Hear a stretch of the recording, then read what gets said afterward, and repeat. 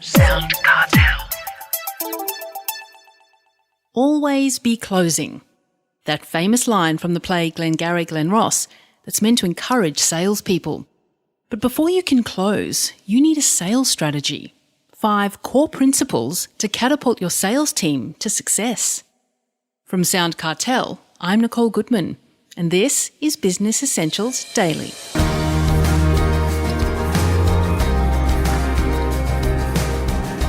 Tony Gattari is recognised as one of Australia's leading sales experts. In the 90s, Tony was General Manager of Harvey Norman's computer division, responsible for growth from $12 million a year to more than $500 million in less than a decade. Since then, he's written several sales books and has advised some of Australia's leading companies. He's realised over the years that no matter what industry you're in, great sales teams are guided by the same principles. Tony's talking to Chris Ashmore. There are certain principles of selling, and the principles apply to any business. And I fundamentally operate in 5 main principles. Every time I walk into an organisation on a sales management perspective, I do 5 things really, really well. And usually I have to have the support of management to do this because sometimes it's not their ingrained nature. So the first thing I do is get the sales team focused. Now, what I mean by focused, I predominantly get rid of any activities that they are doing that are non-sales related. A lot of salespeople get bogged down in administration and paperwork, and effectively I leverage them out of doing those activities. I do it somehow. I convince them to outsource those activities. These activities are not making us any money. These people need to be focused to do one activity. Then I effectively train them.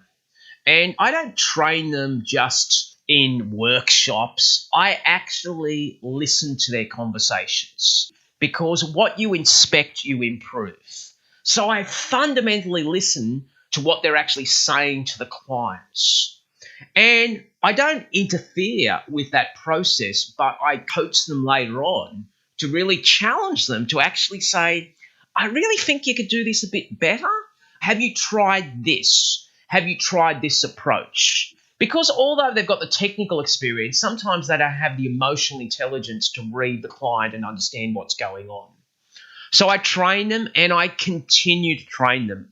I'm a huge fan of weekly sales meetings. I am a huge fan of constant ongoing training and developments. Number 3 principle is that I motivate them.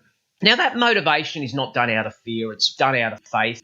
I encourage them. That's why I've got to have lively sales meetings. That's why you've got to be enthusiastic as a leader. That's why you've actually got to really correct them out of a spirit of love, not punish them out of a spirit of fear.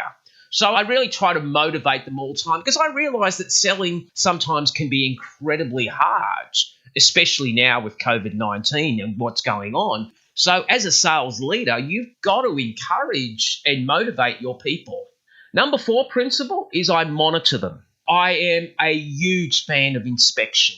Now, usually in most organisations, one of the first things that I will do if they don't have something is introduce a CRM, which is a customer relationship management program, which allows me to track those particular sales. Okay, which allows me to see a dashboard of what's going on. And I am a huge fan of 100% compliance. If sales team members do not wish to actually use the agreed CRM, then they won't have a role in the organisation. So it's effectively that simple. And then I reward them. Now, what I mean by rewarding them, Chris, is that there's an old proverb in sales, flat salaries equals flat performance. My job is to make the salespeople hungry. I mean, they are motivated because they're motivated by what's in it for them. And effectively, I will try to give them a reasonably good base, not too excessive, because if you give people too high of a base salary, they're not motivated as much as they should be. So the base salary is to effectively ensure that they've got their living is sorted out. They can pay the rent and do all that sort of stuff.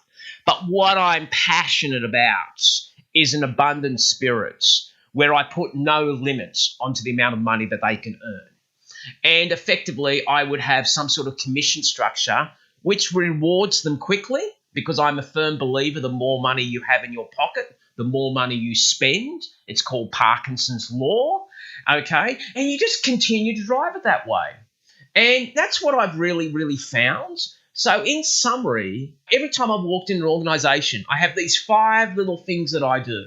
And I basically go through them one at a time. The first one is focus. The next one is train. The next one is motivate. The next one is monitor.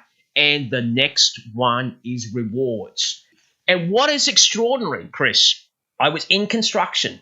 Now, when I was in construction, okay, it was a project home builder that was doing 90 homes a year. Within 1 year, we actually did 453 home builds within 1 year. Incredible. I basically got rid of all of the 9 salespeople because they were toxic and they were old school.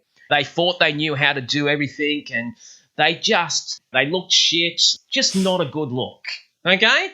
And I employed people who had a great attitude. Oh, my goodness. And they weren't even from the industry. This is really funny. They were selling $400,000 homes, and they weren't even in the industry. But I had the technical people in the business.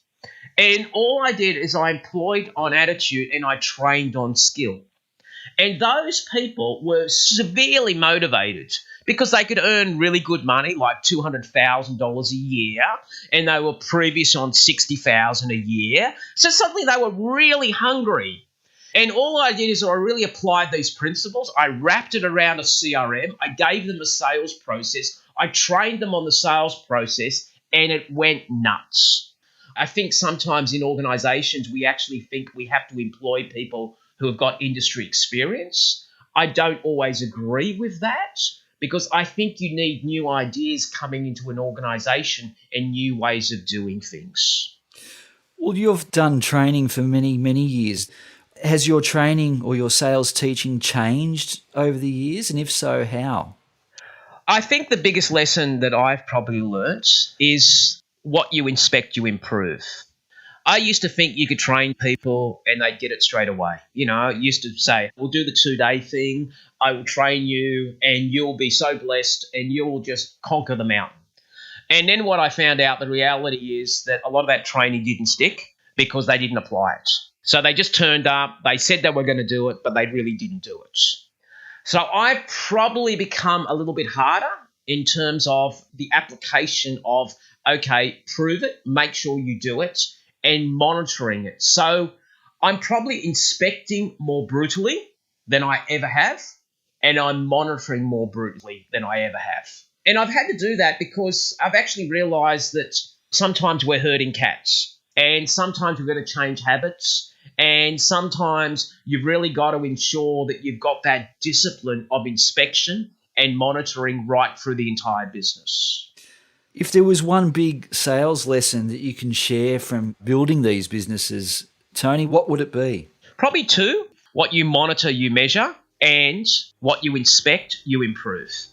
Because I think they're the 2 big ones. And they're the 2 things that I've seen that in any organisation, if you do that well, I am convinced that you actually get a result. That was Achievers Group Managing Director, Tony Gattari.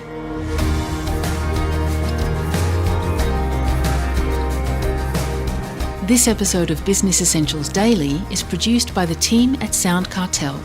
Thanks for listening. I'm Nicole Goodman. We'll bring you more Be Daily tomorrow. Follow at BE Daily Podcast across social media and head to bedaily.com.au for more from the Business Essentials Daily podcast. SoundCartel.